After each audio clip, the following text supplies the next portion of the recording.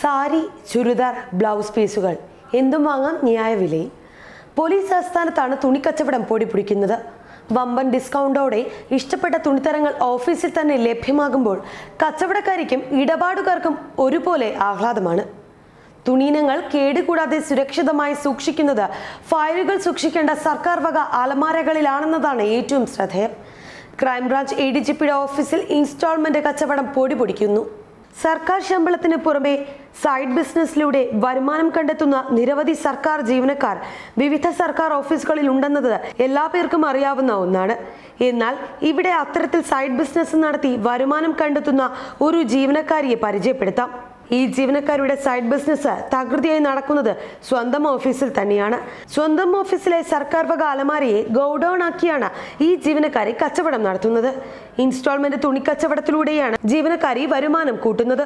ഇനി സസ്പെൻസ് കളയാം.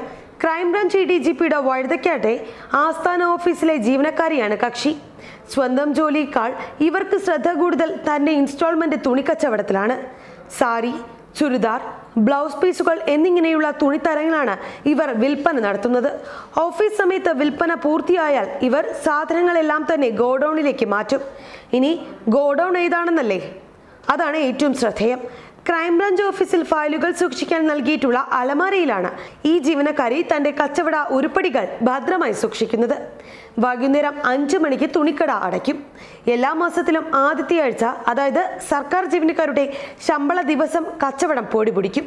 പുറത്ത് ടെക്സ്റ്റൈൽ ഷോപ്പിലെ വിലയേക്കാൾ കുറവ് എന്നതും നല്ല സെലക്ഷനും പുതിയ മോഡലുകളും എന്നത് ഈ ജീവനക്കാരുടെ കച്ചവടം മികച്ചതാക്കുന്നു.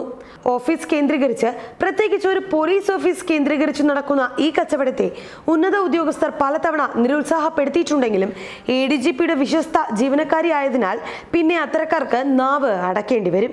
ജീവനക്കാരിയുടെ ഓഫീസിലെ തുണിക്കച്ചവടം ദൈനംദിന പ്രവർത്തനങ്ങളെ ബാധിക്കുന്നുവെങ്കിലും അലമാരയിൽ തുണികൾ നിറയുന്നു, ഒഴിയുന്നു, വീണ്ടും നിറയുന്നു.